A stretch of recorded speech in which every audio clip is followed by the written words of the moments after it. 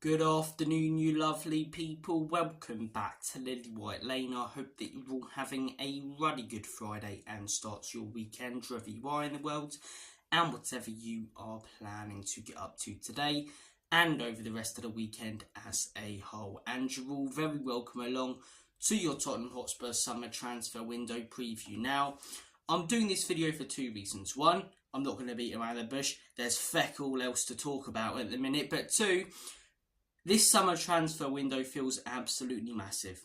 It feels absolutely massive from a Spurs perspective. And from a personal point of view, it will show me whether the same cycle is going to repeat itself or not. And what I mean by that is if Ange Postecoglou will be given some young players, some cheaper options, the likes of Hudson-Odoi instead of Michael Elise when we're looking for a winger, and he's sacked in December or January next season. The project goes nowhere, just like it didn't with Antonio Conte, just like it didn't with Jose Mourinho, just like it didn't with Nuno. And we're found in the same situation, looking for a manager, bringing that manager in, getting all excited, full storm of hope, and then it all goes tits up again. Whereas if Ange Postecoglou is backed, maybe we step back as Spurs fans for a second and go, are the ownership finally starting to change? Because if he is back this summer with quality, I genuinely believe we could contend with the top teams in the league next season. Your Liverpools, your Manchester Cities, your Arsenals. Whereas if he's not, I genuinely believe that he could be sacked. This summer transfer window, in my opinion, could define Ange Postecoglou's time at Tottenham Hotspur. If he's backed, it will show that the ownership are fully behind the manager for the first time in years. It will show that they're not messing about and they believe he's the right man for the job and are sticking by him. That will give Ange Postecoglou confidence with the right players. That system can be successful.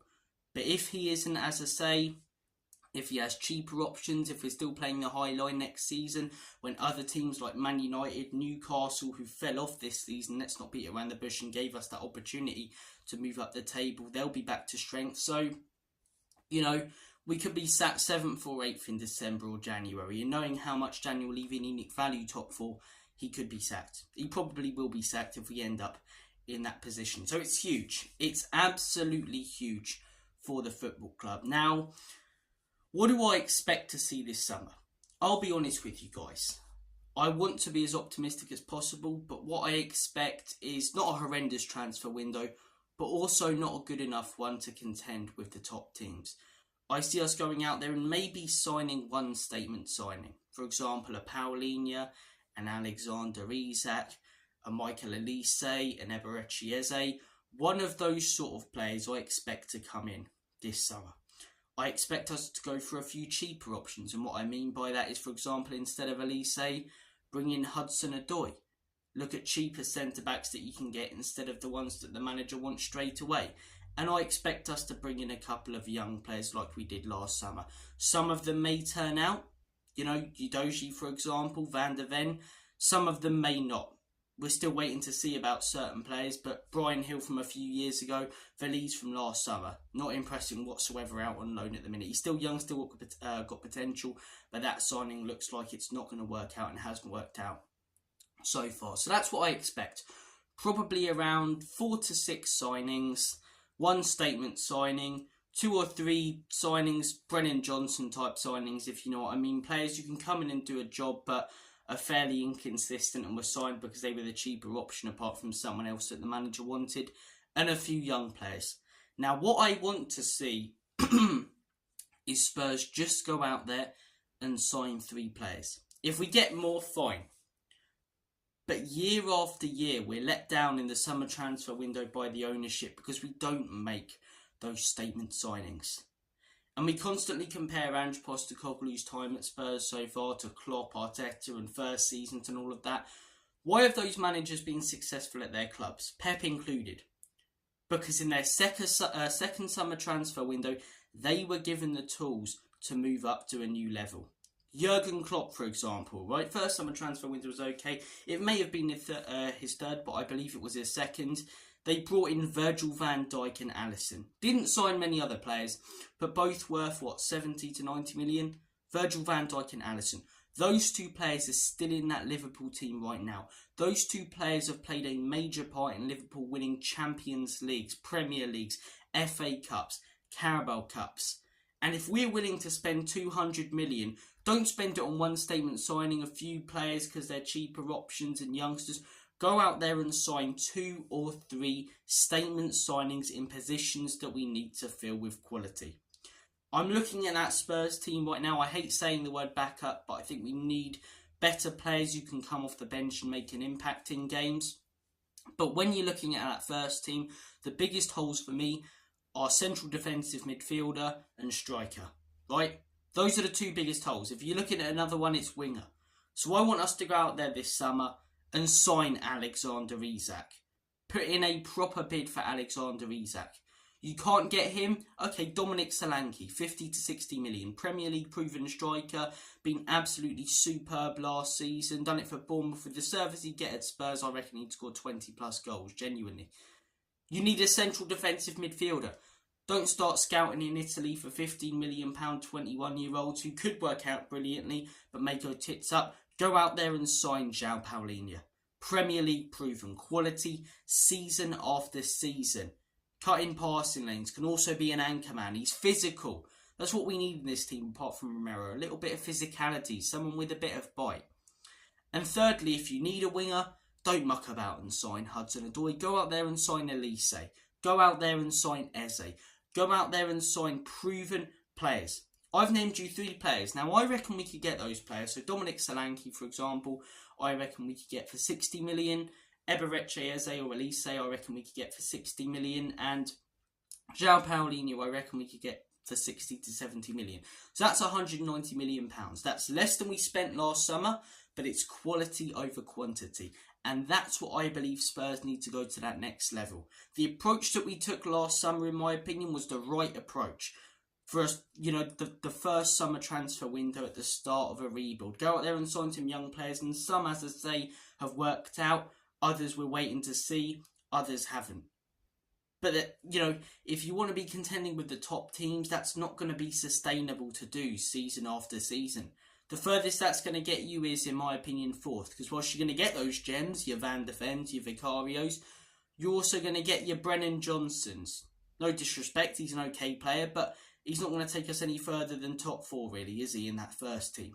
You get your Alejo Valises, so I like the approach we took for the first summer and getting used to his squad, bringing in players who can fit this system and youngsters and whatever. But in my opinion, go out there and sign 3 Premier League proven players. Not necessarily even experienced. I don't mind if they're younger, but proven. If they've been doing it at the top level for a few years and hugely impressing, and they're guaranteed to be consistent and make an impact in the team. And in my opinion, you need a striker, Solanke or Isak. You need a DM, Paulinho, for example. And then, just those 2 signings, genuinely. If we go out there and sign those 2 players and clear out all the dead wood that we've got and fill the last 2 places on the bench with Mikey Moore and Jamie Donnelly or youngsters, I will be happy as Larry. Go out there and sign a 3rd. I reckon we can contend with the top teams. That's what we need to do to get to that next level. And if we don't go out there and make those statement signings this summer and go for quality over quantity, then I'm sorry, we're not going to go anywhere.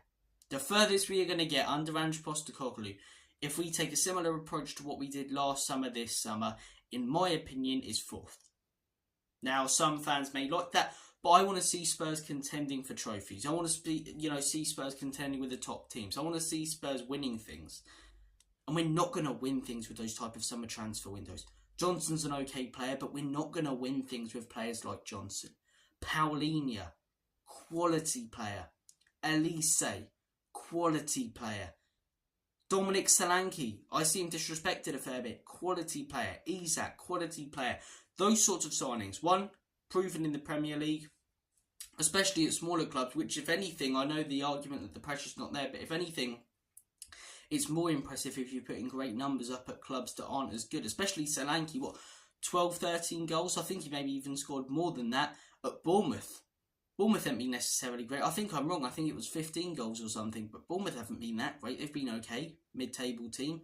Good season for them. But, You know, when he's getting that much service at Bournemouth and he's scoring that, what would he, score with the service he'd be getting at Spurs? 20 plus, I reckon. I think Solanke's a great shout. I really do think Solanke's a great shout. Paulinho, Elise, Eze, Isak, these sorts of players. Maybe even start looking at other players from other Premier League clubs. Gomares, for example. Go abroad, but look for quality, proven players. It sounds a weird one, but go to Real Madrid for Luka Modric. I'm not sure if he'd want to come, but what an option he'd be to rotate in that team, to come back to Tottenham and just have that presence in that dressing room. We need players with a winning mentality, players who are proven and are going to make a huge difference. Liverpool brought in Alisson, Liverpool brought in Van Dijk, Arteta the last few years, Declan Rice, for example. All the top teams who have had rebuilds that have started like Ange Postecoglou, Pep, Arteta and Klopp were backed with quality and then went on to succeed, or are succeeding in Arteta's case. If Ange Postecoglou's backed, there are, problems with his system in my opinion, but if he is backed, I think we can win things. I do. I don't think necessarily Champions Leagues, but can we win a Carabao Cup, Europa League next season? Could we win that? Yeah. If we go out there and sign 3 or 4 statement signings. But my overall message, the best way I can summarise it is I think Spurs should go for quality over quantity, but I think that we'll probably go for a mixture. And I think that'll only get us so far, in my opinion. If we don't go out there and sign any quality proven players and he's given sort of cheaper options, then I think Ange could be gone next season. I don't like saying it, but I do. But this summer's going to be absolutely massive to see the direction that we're going in. I don't like predicting next season too much, but we'll wait and see with the players that we bring in, how they fit into the system. If Ange has adapted certain things next season, it'll be interesting. But guys, thank you for watching this video. Take care of yourselves. All the best. Have a smashing day. And as always, Comedy Spurs. In Big Ange we trust. Enoch and Levy.